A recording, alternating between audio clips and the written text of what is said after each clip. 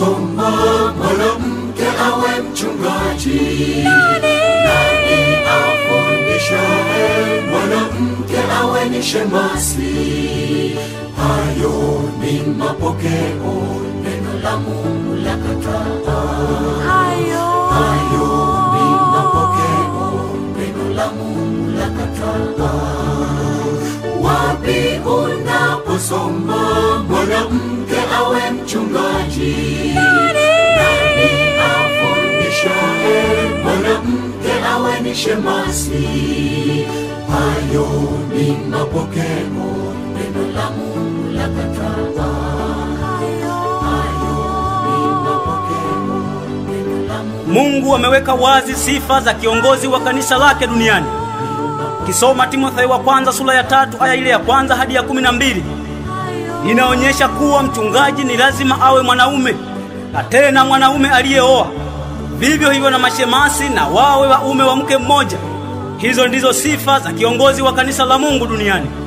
Inashangaza leo kuona katika makanisa eti mwanamke anakuwa ni mchungaji ama shemasi, na mwanaume asiyeoa anakuwa ni mchungaji ama shemasi. Mambo haya ni machukizo mbele za Bwana. Ninakusihi kupitia wimbo huu ukafanye matengenezo na Bwana atubariki. Jihadharini na wachungaji wenu, hawahubiri ile kweli ya Mungu. Wao wajaribisha anga na kununuliwa magari, na watoto wao wasomeshwe kanisa. Ukweli wao hawausemi. Jihadharini na wachungaji wenu, hawahubiri ile kweli ya Mungu. Wao wajaribisha anga na kununuliwa magari, na watoto wao wasomeshwe kanisa. Ukweli wao hawausemi.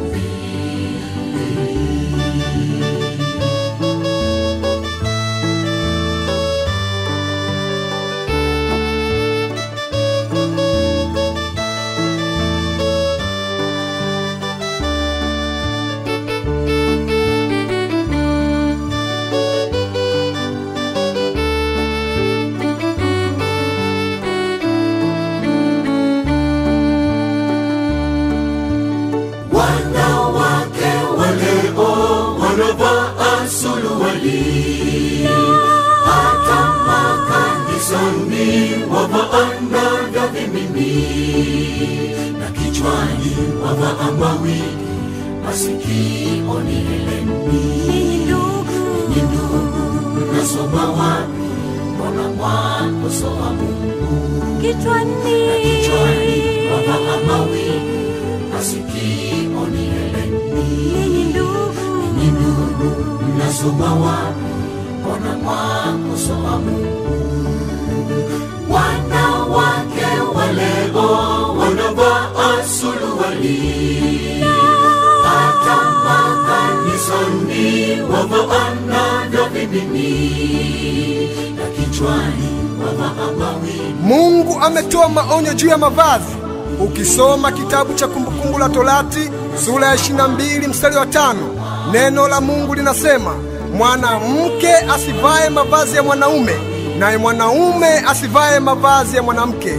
Kwa kufanya hivyo ni machukizo mbele za Mungu. Tunaonaje leo mmomonyoko wa maadili jinsi umevyoenea ulimwenguni kote? Kina dada wengi na kina mama wengi wamekuwa wakivaa nguo za kubana kuonyesha viungo vyao, na wakina kaka wengi wakivaa modo ambazo zinazuru afya zao.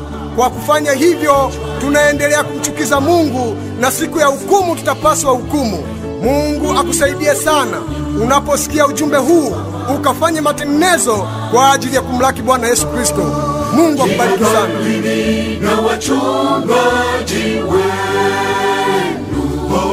hawahubiri ile kweli ya Mungu. Wao wajaribisha na watoto wao wasomeshwe kanisa. Ukweli wao hawausemi.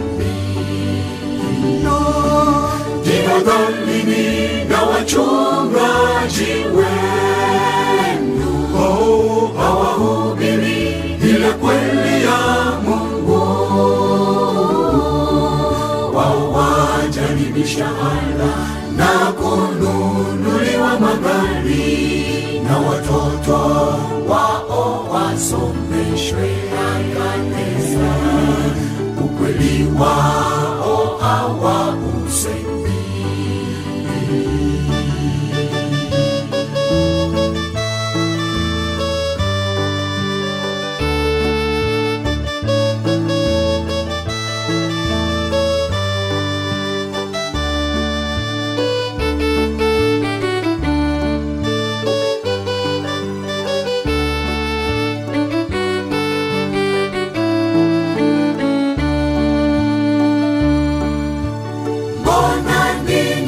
Sali kwa kupayuka payuka, tena narukaruka.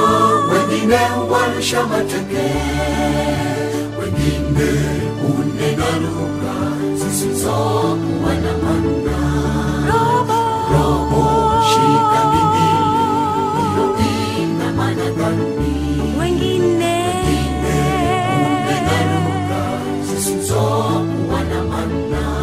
Robo shika mbingili, hiyo ina maana gani? Mbona ninyi mnasali kwa kupayuka payuka, tena narukaruka. Wengine warusha mateke, wengine unena lugha zisizokuwa na maana. Robo shika mbingili. Ukisoma kitabu cha Mathayo 7 mstari wa 6, Yesu anakataza kusali kwa kupayuka katika kanisa la Mungu. Hivyo basi inatakiwa tusali kwa adabu na kicho mbele za Mungu. Lakini pia kitabu cha Wakorintho wa kwanza 14:1 na kuendelea, Yesu anakataza kunena kwa lugha pasipo kufasiri. Robo shika ndingiri, hiyo ina maana gani?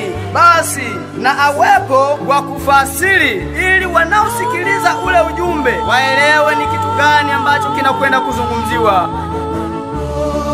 Jihadharini na wachungaji wenu, hawahubiri ile kweli ya Mungu.